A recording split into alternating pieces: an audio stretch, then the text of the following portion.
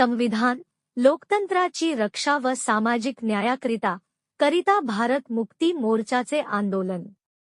भारतीय यांचे मताधिकाराचे मौलिक अधिकार तसेच संविधान व लोकतंत्र याची रक्षा करण्याकरिता तसेच बहुजन समाजाचे मौलिक संविधानिक अधिकारासाठी तसेच या देशातील नागरिकांवर होत असलेल्या अन्याय अत्याचाराच्या विरोधात न्यायाकरिता हे आंदोलन भारत मुक्ती मोर्चा, बहुजन क्रांती मोर्चा, राष्ट्रीय पिछाडा वर्ग ओबीसी मोर्चा व राष्ट्रीय परिवर्तन मोर्चाच्या माध्यमातून भारताच्या 567 जिल्ह्यामध्ये व 4500 तालुक्यांमध्ये मोठ्या प्रमाणात करण्यात आले.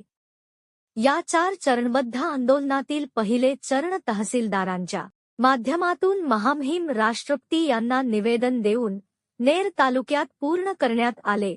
सर्वच निवडणुकांमधून ईव्हीएम मशीन हद्दपार करून बॅलेट पेपरवर निवडणुका लागू कराव्यात.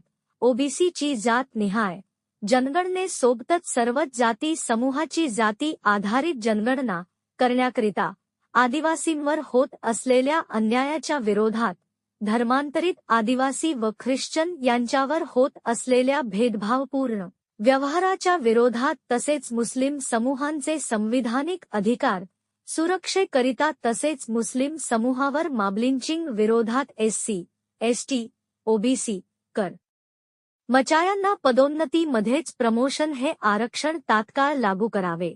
याकरिता हे चरणबद्ध आंदोलनाची पहिले चरण पूर्ण करण्यात आले. सामाजिक, राजनीतिक, आर्थिक, सांस्कृतिक क्षेत्रामध्ये होत असलेल्या अन्याय व अत्याचाराची सरकारने व प्रशासनाने तात्काळ दखल घेऊन समाधान करावे याकरिता हे निवेदन देण्यात आले. या महत्त्वपूर्ण समस्याचे समाधान झाल्यास 17 सप्टेंबर पासून चरणबद्ध आंदोलन केले जाईल, असे भारत मुक्ती मोर्चाचे जिल्हाध्यक्ष सुनील गवई यांनी सांगितले. सदर आंदोलन भारतीय संविधानाच्या मौलिक अधिकाराच्या अंतर्गत केल्या जात आहे.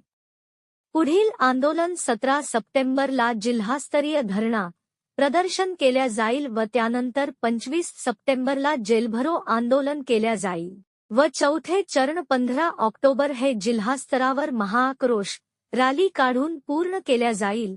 यावेळी अनिरुद्ध मुंदाने, त्रिशरण गायकवाड, रवींद्र काळे, वासुदेवराव शेंडे, मिलिंद जामकर, चरणदास तलवारे, दादाराव भाजीखाये, राजीव डफाडे, प्रतीक पाढेन, रवींद्र मडावी, मायावती मोखाडे, प्रीती गवई, चंदा वानखडे इत्यादी उपस्थित होते.